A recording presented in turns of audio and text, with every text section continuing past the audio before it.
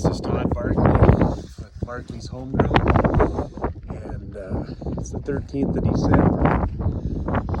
Molly come up, do a little decorating for the holly jollies. It's been a little while since I've given an update. Supposed to get a storm the next 3 days. So it's 34 in the suction room. Wait till Molly gets back in and I'll shut the door. The grow room is looking a little bit more like fall.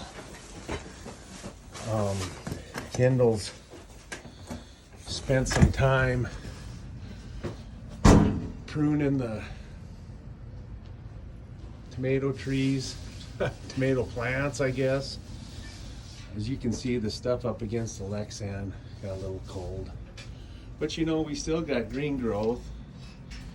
We're not, the daylight hours are short, so we're not getting a lot of produce. But right now, we are really focusing on just trying to build our soil health. So we're gonna let these plants keep their living roots in the ground, even if they're not producing.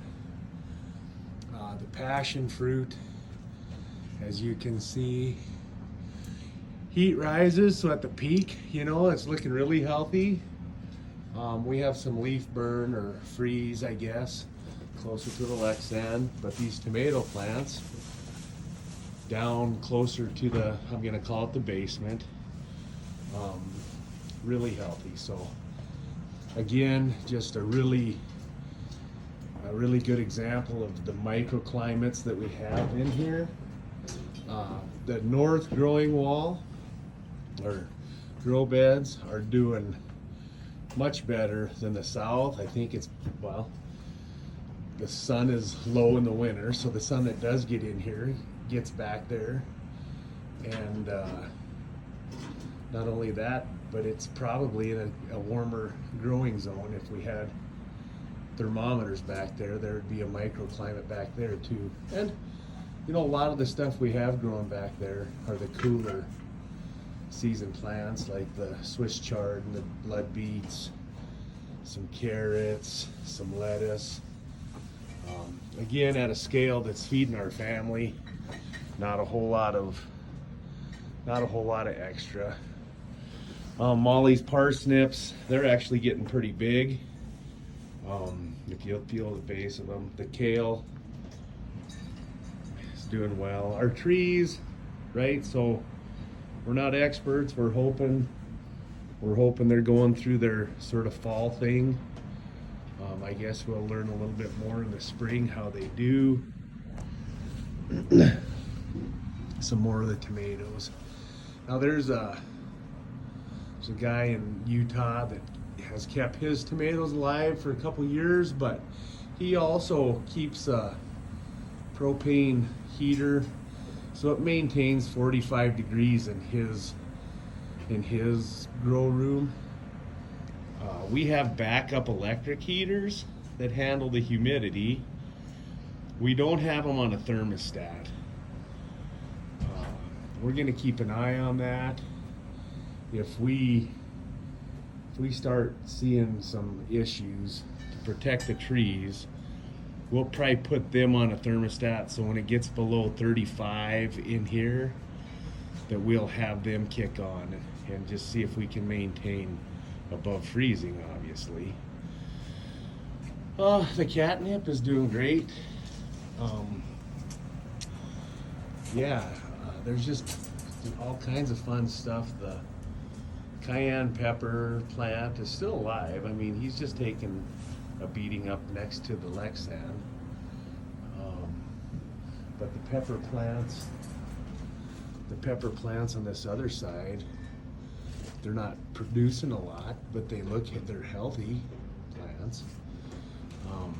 Molly's cauliflower is just getting huge. It's the size of a volleyball. And the plant is just phenomenal. And our kale, of course, is doing great guns. some of the herbs, basil.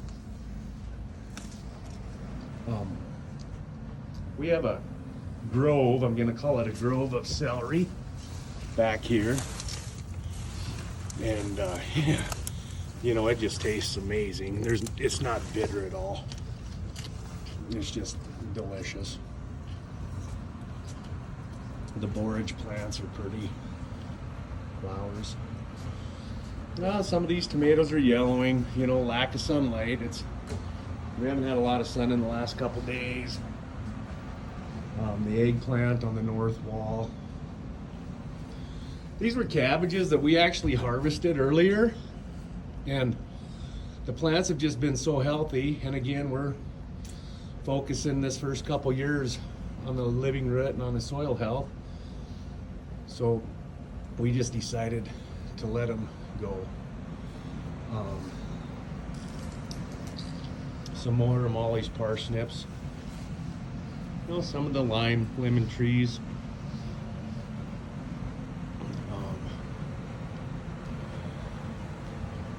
We had some of the flowers or plants from the house up on the upper deck, and we put them down in the basement to that microclimate. Some of them got burnt up there, as you can see. But you know, it didn't burn the tomatoes completely. So then up where the water tanks are, we still have petunias and stuff like that growing. There's some of the cover crop that we seeded earlier that we just let grow and go to seed. Patty's tomato sort of got burnt. Yeah, so I guess one thing maybe I haven't showed you much of is our worm farms. We bring some scraps up from our kitchen, and yeah, I've been releasing them. On and off in the grow beds too. But we have them down in the basement, and they're a little bit slow this morning because it's a little chilly. But we'll go ahead and use that for soil. I don't know, it's supposed to be really, really healthy, and plus we're introducing the worms into our garden, or into our greenhouse. European night crawlers mainly in this one, and in that one we have the little red wigglers. So it's sort of neat when we go to water the grow beds. The little red wigglers stay in the top 2 inches pretty much. They're decomposers. They're not really much for tunneling. The European night crawlers do the tunneling, but yeah, these wood chips and any other organic matter that are in the top 2 inches, but we get to water it, and they don't like the water. They come to the top, so you can a lot of times see them when we're watering. But yeah, just thought we'd give you a rundown of our fall look. It'll be interesting to see if these tomato plants do come out of it and start growing in the spring. If not, we'll take them down and do like our friends up in Belt do, and plant them down here on the base of the walkway.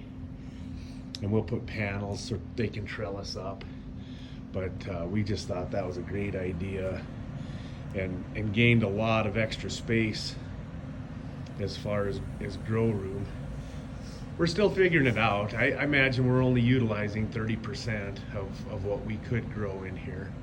You know, we could be hanging pots from the ceiling and everything, but you know, right now we're just in the learning process. So, all right, well, I hope everybody has a Merry Christmas and a Happy New Year, and we look forward to bringing our greenhouse into the new year.